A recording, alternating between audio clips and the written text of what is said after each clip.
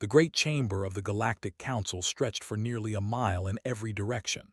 Floating platforms held representatives from 900 different species, each one stranger than the last. Some breathed methane, others existed as clouds of intelligent gas. A few had bodies made of living crystal that sang when they spoke. Together, they governed a civilization that spanned 100,000 star systems. Today, they discussed a small blue planet in an unremarkable corner of the galaxy. Ambassador Eth floated to the central speaking platform. Her species had evolved on a world of endless oceans, and her body reflected this heritage. She moved like water given form, her translucent skin shifting through shades of blue and green as she organized her thoughts. Behind her, a holographic display showed a tiny yellow star and the 8 planets that circled it.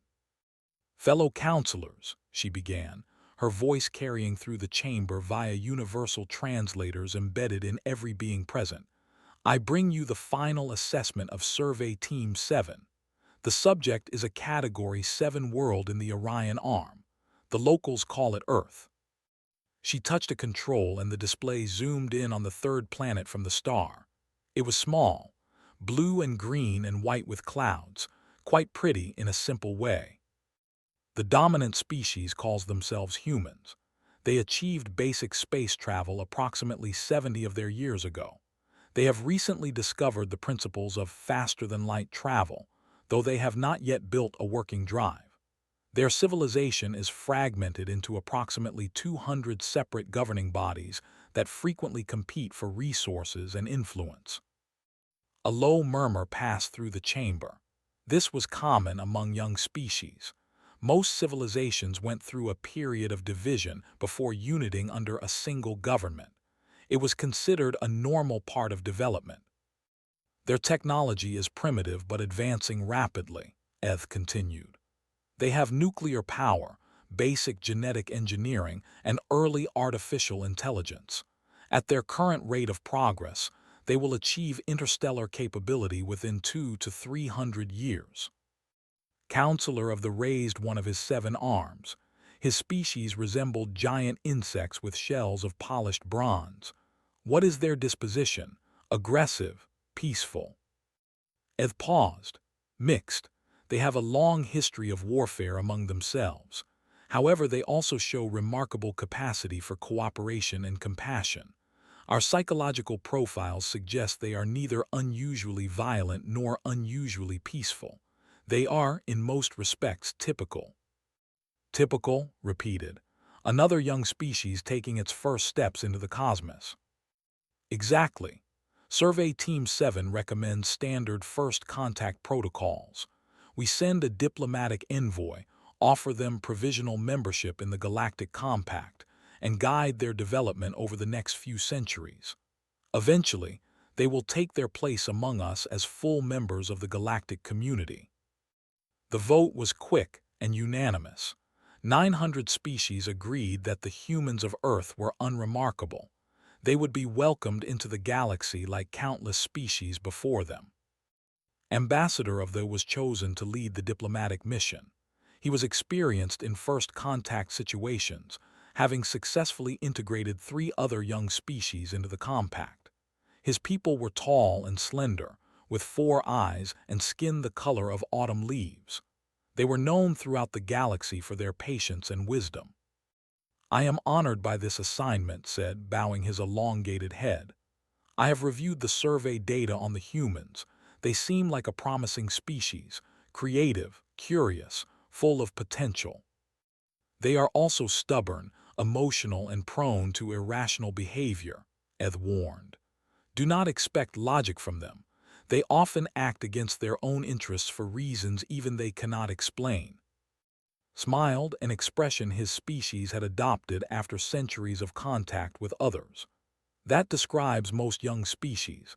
I am sure the humans will be no different." His ship departed 3 days later. It was a small vessel, designed for diplomacy rather than war. It carried gifts for the humans, star maps, basic technology templates, and a database of galactic history. Everything a young species would need to begin their journey into the larger universe. As settled into his quarters for the long journey, he felt a strange sensation, a kind of pulling deep in his chest. He dismissed it as excitement for the mission ahead. He had felt something similar before other first contacts. It was natural to be eager. The ship jumped into hyperspace, and the stars stretched into lines of light. Back in the council chamber, life continued as normal. Delegates argued about trade agreements and border disputes. New proposals were submitted and debated. The matter of Earth and its humans was already forgotten, filed away as one more routine administrative task. No one noticed that the ancient archivist N had not attended the session. No one thought to wonder why. Deep in the vaults beneath the council building, N sat surrounded by crystals that glowed with stored data. His species had evolved on a world of perpetual darkness, and they had no eyes in the traditional sense. Instead, they perceived the universe through vibrations in the fabric of space itself. They felt the movement of planets, the pulse of stars, the slow dance of galaxies. And right now, N felt something that made his ancient hearts beat faster. He had recognized the coordinates. The moment Eth had displayed that small yellow star, something had stirred in N's memory. Something old. Something he had encountered only once before, in records so ancient that most believed them to be myths. His manipulator appendages moved across the crystal archives, pulling data that had not been accessed in hundreds of thousands of years. The information was fragmented, corrupted by time, but enough remained to paint a picture that filled N with a terror he had not felt in 11,000 years of life. The yellow star, the third planet, the coordinates matched exactly. No, he whispered to himself. It cannot be. They called it by another name then, a name we were forbidden to speak. He pulled more records, cross-referenced. With each new piece of data, his horror grew. The Council had just sent a diplomatic mission to the most dangerous place in the galaxy, to a world that had swallowed civilizations whole, to a planet that the ancient precursors had feared above all others. And they had done it without knowing, without understanding, without asking the one simple question that might have saved them all. Why was Earth so alone?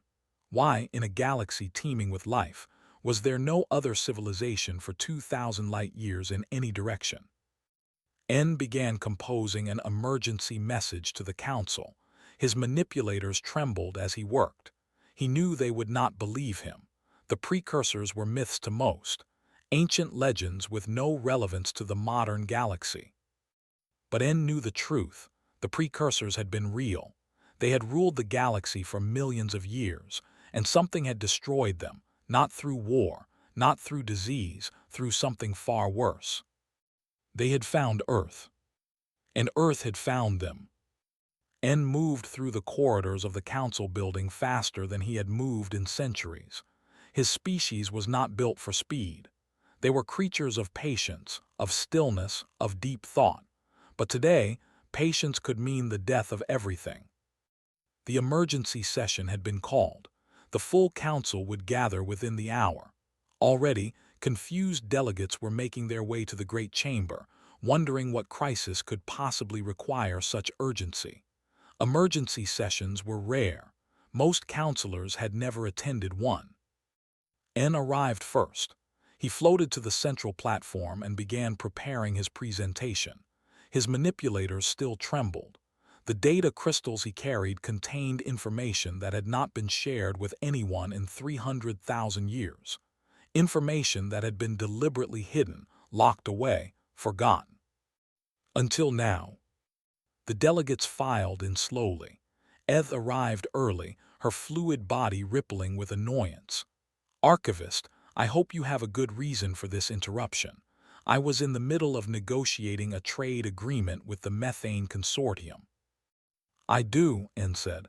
Please take your seat. You will want to be seated for what I am about to share. Something in his voice made Eth pause. She had known N for 300 years. She had never heard him sound afraid before. Within the hour, the chamber was full. 900 species watched as the ancient archivist prepared to speak. The lights dimmed. The holographic displays flickered to life. "Esteemed counselors," N began, "I must first ask you a question. How many of you know about the dead zone?" Murmurs rippled through the chamber. Most knew of it. The dead zone was a region of space approximately 2,000 light-years in diameter where surveys had found no intelligent life. Despite hundreds of habitable worlds, not a single civilization had ever emerged there. It was one of the galaxy's great mysteries. "The prevailing theory," N continued, "suggests that an ancient gamma-ray burst sterilized the region. Life exists there, but intelligent life never evolved. This theory is wrong." He touched a control and a star map appeared. The dead zone glowed red in the display, a sphere of emptiness in the crowded galaxy. "The dead zone is not natural. It is not the result of any cosmic catastrophe. It is a quarantine zone. It was created deliberately 300,000 years ago by the precursors." The murmurs grew louder. The precursors were considered legends by most, ancient stories told by elder species. There was no physical evidence they had ever existed. "I have evidence," N said, anticipating their doubts. "The crystal archives beneath this very building contain records from before the current council, records from the precursor era. I have spent 11,000 years studying them. Most are corrupted beyond recovery, but some passages survived." He projected ancient text onto the screens. The symbols were unlike anything the counselors had ever seen. Strange curves and angles that seemed to shift when viewed directly. The precursors were real. They ruled this galaxy for millions of years. Their civilization spanned every corner of the cosmos. They were more advanced than we can imagine. They had conquered death, bent time, reshaped stars to their will. And paused, letting his words sink in. And then something happened. Something that ended their civilization in less than 1,000 years. Not through war, not through disease, through something they called the Great Silence. He zoomed the star map to the center of the dead zone. A small, yellow star pulsed at the heart of the void. "This is Sol, the star that the humans orbit. The world they call Earth sits at the exact center of the quarantine zone. This is not coincidence. The precursors built the dead zone specifically to isolate this one planet." Eth leaned forward. "Why? What is so dangerous about this world?" N's voice dropped low. The precursors had a name for it, a name in their own language which predates all tongues currently spoken in this galaxy. I have worked for centuries to translate it. He spoke a single word in a language that had been dead for eons. The universal translators struggled to process it, most simply produced static or error messages, but those with more advanced translation systems received a meaning. Eth's translator was military grade, designed to handle exotic communications. It gave her a translation, and she spoke it aloud without thinking. "The grave of empires." Silence fell over the chamber, complete, absolute silence. "Yes," N said, "the grave of empires. That is what the precursors called Earth, because every expedition they sent there never returned. Every fleet, every probe, every message sent to that world vanished without a trace." He brought up more records, fragmentary texts, partial images, corrupted data files.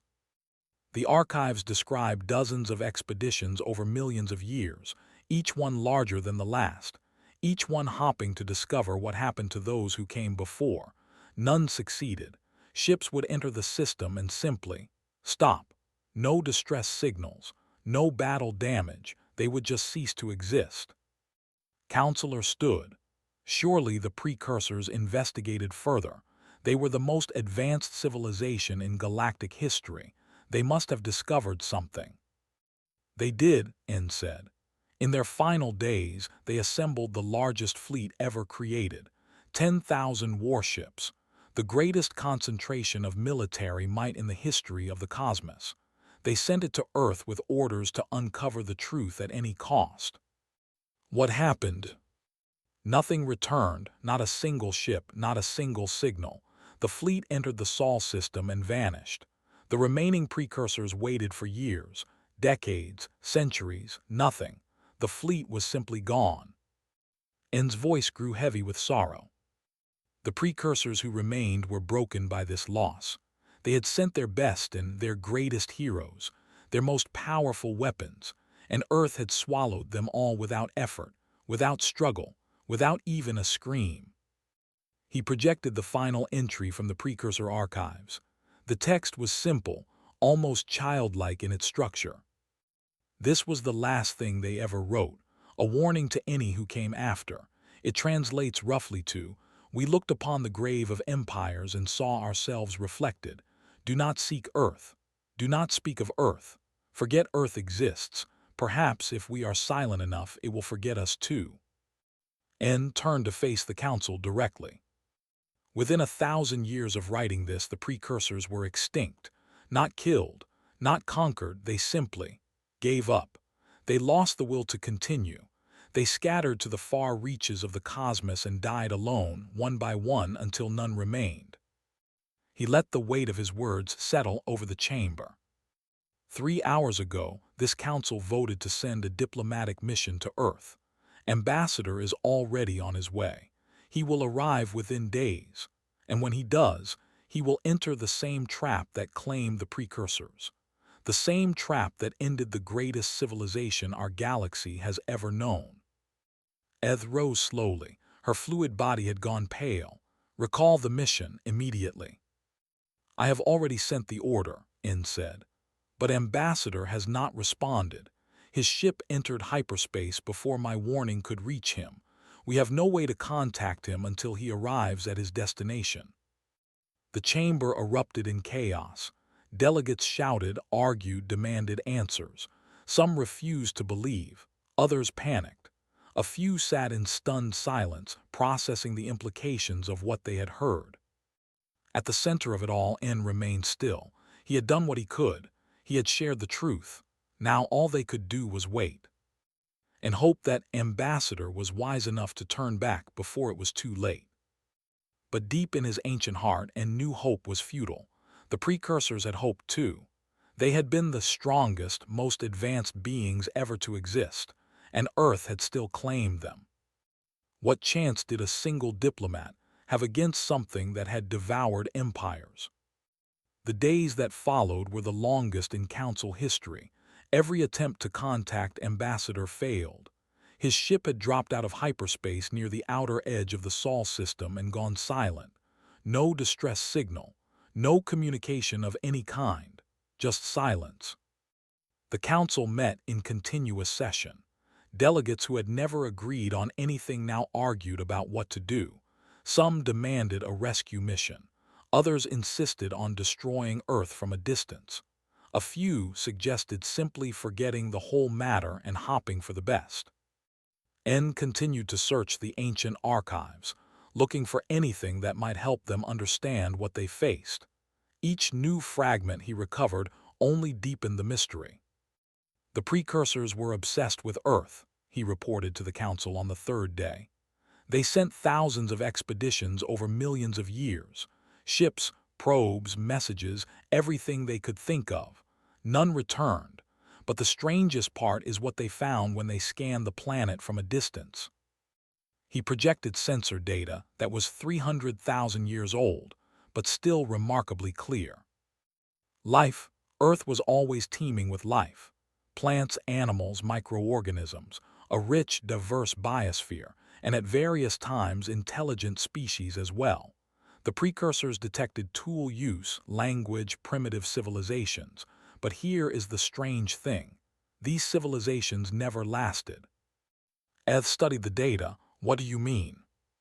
Every few 100,000 years, a new intelligent species would emerge on Earth. They would develop tools, language, culture. They would grow and advance. And then suddenly they would disappear. Not through extinction. Their populations would remain stable. But their technology, their culture, their civilization would simply stop. They would become primitive again as if starting over from nothing. A natural cycle, suggested. Perhaps some catastrophe resets their development. No, there is no evidence of catastrophe.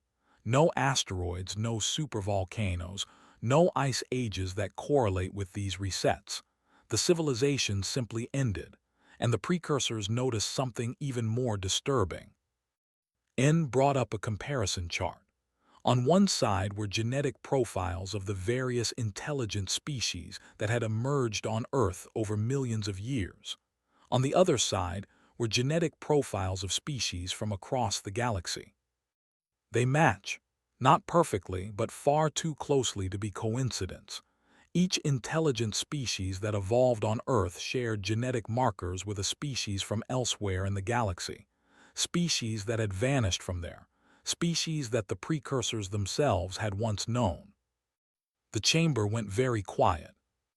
The precursors reached a terrible conclusion.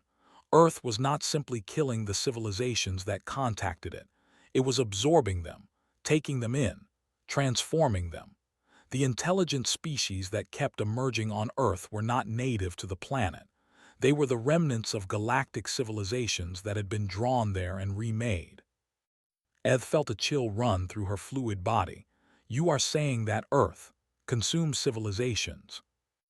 Worse, I am saying Earth transforms them. The beings who go to Earth do not die. They become something else, something new. They lose their memories, their technology, their very identities. They are reborn as primitive creatures, doomed to rebuild civilization from nothing, only to lose it all again when the cycle resets. A delegate from the Crystal Collective spoke for the first time. Their voice rang like bells in the chamber. Why? What purpose does this serve? En shook his ancient head. The precursors never discovered the answer, but they had theories. Some believed Earth was a trap, designed by some ancient intelligence to capture and study other species. Others thought it was a prison, holding something that could only be contained by constantly feeding it new minds. And some. He hesitated. Some believed that Earth was alive, not in the way we understand life, but in some deeper, stranger way. A planetary consciousness that experienced existence through the beings it absorbed. A mind so vast and alien that it needed entire civilizations to feel anything at all. The chamber erupted in disbelief. Delegates shouted that this was madness, superstition, the ramblings of ancient fools. But others sat in troubled silence, remembering stories their own ancestors had told. Stories of a place where the lost went. A world that called to the dying and the desperate. A planet that promised peace but delivered only forgetting. Every species had such legends. They had always been dismissed as myth. Now they seemed terrifyingly real.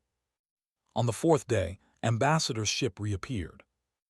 It emerged from hyperspace at the edge of Council-controlled space and transmitted a simple request, permission to approach. The Council granted it immediately, desperate for any information about what had happened. The ship that docked at the Council station was the same vessel that had departed a week earlier. Same registration codes, same hull markings, same everything. But when the airlock opened, the being who stepped out was not the ambassador the Council remembered. He looked the same, tall, slender, 4 eyes, skin the color of autumn leaves, but something was different. He moved differently, spoke differently, looked at the world with an expression that no one could quite identify. I have returned, said, his voice calm and steady. I bring news from Earth. Eth approached him carefully. Ambassador, are you well? We lost contact with you for days. We feared the worst. I am well, better than well, smiled, but the expression did not reach his eyes. I have seen things, Ambassador Eth, wonderful things, terrible things, things that change everything we thought we knew about the universe. What did you find on Earth? Looked at her for a long moment. His 4 eyes seemed to see through her, past her, into something beyond. The truth, he said. I found the truth, and the truth is that we have been wrong about everything. The precursors were not destroyed by Earth. They were not consumed or absorbed or killed. They were transformed, changed, made into something new. What do you mean? Spread his arms wide, as if embracing the universe itself. The humans, the primitive species that calls Earth home, they are not a young civilization taking its first steps into the cosmos. They are the oldest civilization in existence. They are the precursors, all of them, every great species that ever vanished from the galaxy. They all went to Earth and they all became human. The chamber exploded into chaos. Delegates screamed, demanded explanations, refused to believe, but remained calm at the center of the storm, smiling that strange smile that did not reach his eyes. I know because I spoke with them, he continued. Not with words. Earth does not communicate with words. It speaks directly to the mind. It showed me visions, memories, the complete history of the cosmos written in the DNA of every human being. In pushed forward. How is this possible? What is Earth? Turn to look at the ancient archivist. Earth is not a what old one. Earth is a who, a being of such vast intelligence that our minds cannot comprehend it.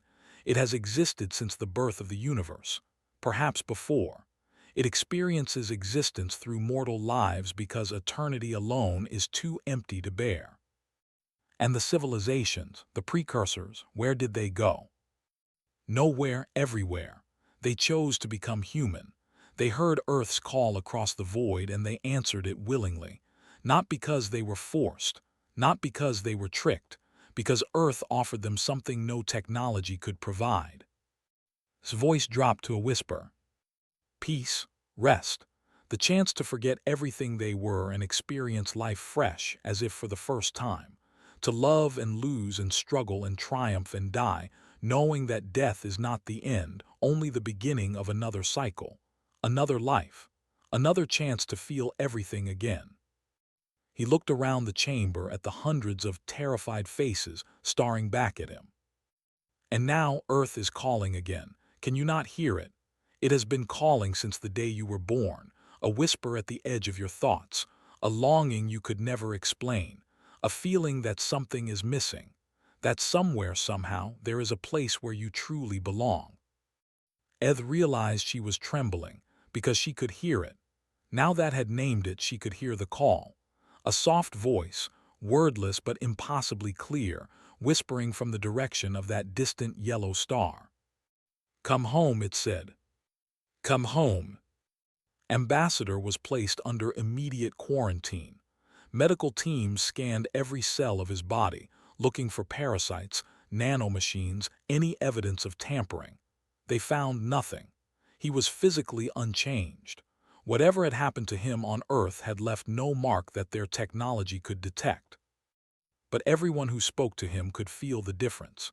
He was calm in a way that seemed unnatural, patient beyond measure. He answered every question with the same gentle smile, never frustrated, never afraid, as if he had seen something that made all their concerns seem small and unimportant. Tell us exactly what happened, Eth demanded during the first formal interrogation. From the moment you entered the Sol system, every detail. Nodded. I emerged from hyperspace near the outer planets. My sensors detected nothing unusual, just a normal star system with 8 planets, various moons, asteroids, the typical collection of debris. I proceeded toward the 3rd planet. Did you detect any defenses, weapons, ships? Nothing. The system appeared completely undefended. I thought the precursor warnings must have been exaggerated. How dangerous could a primitive world be? He paused, his 4 eyes growing distant. As I approached Earth, I began to feel something, a pressure in my mind, not painful, just present, like someone was watching me. I ran scans, checked my sensors, found nothing. The feeling grew stronger as I got closer. What happened when you reached orbit? I transmitted greetings in all standard mathematical languages. I waited for a response. None came through my communication systems, but something came through my mind. Closed his eyes, remembering. It was not like telepathy. I have encountered telepathic species before. This was different. It was as if my thoughts were no longer entirely my own. Images appeared in my mind, feelings, memories that were not mine. What did you see? Everything. The history of the cosmos, compressed into a single moment of understanding. I saw the birth of stars and the death of galaxies. I saw civilizations rise and fall across billions of years. I saw the precursors in their glory, building wonders that made our greatest achievements look like children's toys. His voice dropped lower, and I saw them answer the call. One by one, fleet by fleet, they came to Earth. They were not captured, not forced.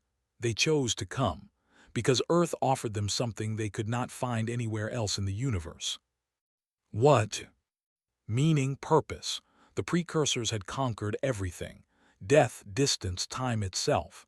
They had nothing left to achieve, nothing left to discover. They had become immortal gods and they were dying of boredom. Opened his eyes and looked directly at Ev. Earth offered them the chance to feel again, to struggle, to love, to lose, to experience existence as something precious and temporary rather than endless and empty. The precursors did not fall to Earth. They chose to become human. They chose mortality. The interrogation chamber was silent. Ev tried to process what she was hearing, but the concepts seemed to slip away from her understanding. That is impossible, she finally said. No civilization would willingly give up immortality, give up their technology, their power, their very identities. Would they not? Asked gently. Have you never grown tired of existence, ambassador? Never looked at the endless stars and felt hollow? Never wondered what the point of living forever truly is? Ev did not answer. She could not answer, because she had felt those things. Every long-lived species eventually did. The weight of centuries, the repetition of experience, the slow death of wonder as everything became familiar. Earth is not a predator, continued. It is a sanctuary, a place where the tired can rest, where the old can become young, where beings who have seen too much can close their eyes and forget and wake up as children in a universe full of mystery again. But the humans do not remember, N said. He had been listening from the corner of the chamber, his ancient body trembling. If what you say is true, the humans should remember being the precursors. They should have access to millions of years of knowledge and technology. That is the gift, said. Forgetting is the gift. What use is a fresh start if you carry all your old burdens with you? The humans do not remember because remembering would defeat the purpose. They get to experience everything for the first time. Every sunrise, every love, every discovery. For them, the universe is still full of wonder. He smiled that strange, peaceful smile. But the memories are not lost. They are stored in the planet itself, in the genetic code of every human being, in the collective unconscious that connects all living things on Earth. The knowledge is not gone. It is simply sleeping. And now, for the first time in 300,000 years, it is beginning to wake up. Eth felt cold. What do you mean? The humans have reached a threshold.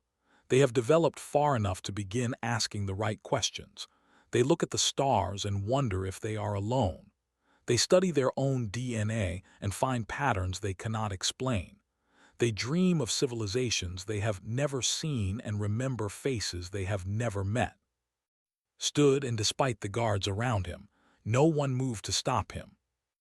Earth did not call to me because it wanted to trap me. It called to me because the time of sleeping is ending. The humans are ready to remember. And when they do, when they fully awaken to what they truly are, the galaxy will change forever. What will happen? In asked, his voice barely a whisper. I do not know. No one does. The last time a species on Earth fully awakened, it was the precursors themselves, and they chose to scatter across the cosmos before eventually returning to Earth in their final days. Perhaps the humans will make the same choice. Perhaps they will choose something different. He walked to the viewing window and looked out at the stars. But one thing is certain. The call is growing stronger. I hear it even now, a voice without words singing across the void, and I am not the only one who hears it. Every being in this galaxy, whether they know it or not, feels the pull of Earth. It is in your nature. It has always been there. Eth realized her hands were shaking, because was right. She could hear it. She had always been able to hear it. She had just never known what it was. A soft voice, wordless and warm, calling from the direction of that distant blue world. Come home. You have wandered long enough. Come home. How do we resist it? She asked, her voice cracking. How do we stop ourselves from following? Turned to look at her, with something like pity in his 4 eyes. You cannot resist it. No one can. The precursors tried. They built the quarantine zone, hid all records of Earth, forbade any mention of its existence. They did everything possible to forget, and in the end they still answered the call, every single one of them. He walked back toward Eth and placed a hand gently on her shoulder. But do not be afraid. The call is not a command. It is an invitation. Earth is patient. It has waited billions of years for the universe to fill with life. It can wait a few billion more. Some will answer the call now. Some will answer later. And some will resist until the stars themselves burn out. And what will you do? Eth asked. Smiled, and for the first time, the expression reached his eyes. I will return to Earth. Not today, not tomorrow, but soon. I have heard the call and I cannot it. I do not want to it. For the first time in my very long life, I know exactly where I belong. He looked out at the stars again. Home, I am finally going home. The news spread faster than light itself. Within days of testimony, every civilization in the galaxy knew the truth about Earth. The Council tried to suppress the information, but it was impossible. Too many delegates had heard. Too many recordings had been made. Too many minds had been touched by the call that described. And once people knew to listen for it, they could not stop hearing it. Reports flooded in from across the cosmos. Individuals waking from strange dreams about a blue planet they had never seen. Artists painting images of a world they had never visited. Scientists discovering patterns in their research that pointed toward a single yellow star in the Orion Arm. Everywhere, in every species, on every world, something was stirring. Fear consumed the galaxy. Some responded with denial. The humans were just primitives, they insisted. The precursors were myths, had suffered some kind of mental breakdown. There was a logical explanation for everything. Others responded with panic. Ships were loaded with desperate refugees, fleeing toward the edges of the galaxy, as far from Earth as possible. Entire civilizations abandoned there, hoping that distance would protect them from the call. A few responded with violence. 3 separate species launched attacks against the Sol system, hoping to destroy Earth before it could claim more victims. Their weapons were powerful enough to crack planets. None of them worked. The first attack was a wave of missiles carrying enough nuclear warheads to burn the atmosphere away. They entered the Sol system and simply stopped. Their engines shut down. Their warheads went silent. They drifted in the void, harmless and dark. The second attack was a beam of focused energy powerful enough to ignite a star. It streaked across space at the speed of light, aimed directly at Earth. When it reached the planet, it curved, bent around the world like a river flowing around a stone, dissipated into the cosmic void, doing no damage at all. The third attack was a fleet of dreadnoughts, the most powerful warships ever built, crewed by soldiers who had sworn to give their lives to stop the threat. They entered the Sol system and did not attack. They could not attack. Their crews reported feeling a warmth they had never known, a sense of peace, a voice whispering that they were welcome, that they had come home. The fleet did not return. Its crews chose to stay. In the council chamber, Eth watched the report scroll past and felt the last of her denial crumble away.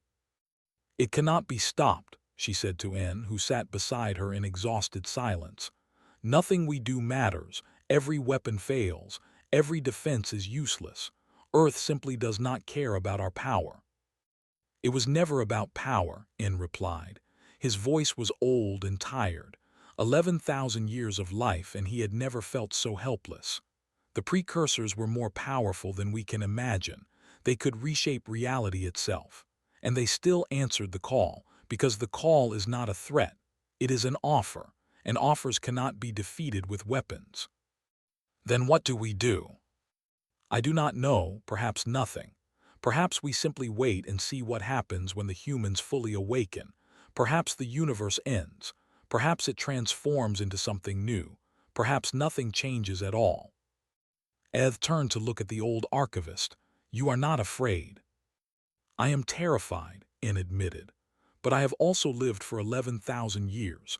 I have seen civilizations rise and fall. I have watched stars die and galaxies collide. And through it all I have felt empty, as if something was missing, as if all my knowledge and experience meant nothing because I did not know why I existed." He paused, his ancient body settling deeper into his chair. "Now I know. We exist because something wanted to experience existence. Something so vast and lonely that it created an entire universe just to feel what it is like to be small, to struggle, to love, to die. We are not accidents. We are not meaningless. We are the dreams of a being beyond comprehension, and our lives matter because it experiences life through us." Eth considered his words. They should have terrified her. The idea that her entire existence was just a dream, a temporary experience for some cosmic entity, should have felt like the ultimate meaninglessness. But it did not feel that way. It felt like relief. "I can hear the call," she admitted. "I have been hearing it since returned. A whisper at the edge of my thoughts, a voice without words telling me that I belong somewhere else, that I have always belonged somewhere else." "I hear it too," En said. "I suspect everyone does now. Once you know it exists, you cannot it." "Will you answer it?" The old archivist was silent for a long moment. Then, slowly, he nodded. "Yes, not today, perhaps not for many years, but eventually. I have spent 11,000 years collecting knowledge, and I am tired, so very tired. The thought of forgetting everything, of starting fresh, of experiencing the universe with new eyes. It does not frighten me. It sounds like rest." Eth understood. She felt it too. The weight of centuries pressing down on her. The exhaustion of a life spent in politics and diplomacy, fighting battles that never ended, solving problems that always returned. What would it be like to forget? To wake up as a child on that blue world, knowing nothing, fearing nothing, with everything still to discover. Terrifying and beautiful, and somehow impossibly right. Across the galaxy, the same conversation was happening. Species who had fought for laid down their weapons. Ancient enemies made peace. The endless struggles that had defined galactic history suddenly seemed pointless in the face of what they had learned. Because what was the point of conquering territory when territory did not matter? What was the purpose of accumulating power when power could not stop the call? What was the meaning of living forever when forever eventually became unbearable? Earth offered something better, something simpler, a chance to be small, a chance to matter, a chance to live a life that ended and therefore meant something. Not everyone accepted the call. Many fought against it with everything they had. They built civilizations at the very edges of the universe, as far from Earth as possible. They developed technologies to block the whisper, to silence the voice, to forget what they had learned. Some of them succeeded, at least for a time. But Earth was patient. Earth had always been patient. It had waited billions of years for life to emerge. It had waited millions of years for civilizations to grow. It could wait a few billion more for the last holdouts to grow tired and finally come home. On Earth itself, the humans continued their lives. They woke, worked, loved, struggled, and died, unaware of the cosmic drama unfolding around them. They did not know that they were the latest form of beings who had once ruled galaxies. They did not remember the technologies they had built, the wonders they had seen, the lives they had lived before. But sometimes, late at night, they would look up at the stars and feel something, a connection they could not explain, a sense that the universe was not as empty as it seemed, a quiet certainty that they were not alone, had never been alone, would never be alone. And sometimes when they dreamed, they saw things, memories that were not quite their own, faces they had never met but somehow knew, worlds they had never visited but somehow missed. The awakening had begun, slowly, gently, like a sleeper stirring at dawn. The memories were returning, the knowledge was surfacing, and soon, very soon, the humans would remember what they truly were. The precursors, the founders, the first ones, every great civilization that had ever existed combined into a single species, sleeping on a small blue world waiting to wake up. When they did, the galaxy would change forever. But that was a story for another time. For now, the voice continued its eternal song, reaching across the void to every mind that could hear it.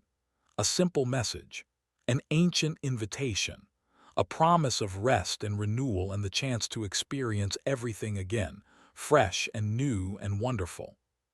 Come home. You have wandered long enough. Come home. And one by one, across the countless stars, beings began to answer. They set their ships toward that distant yellow sun. They said goodbye to the lives they had known. They surrendered everything they were and embraced everything they would become.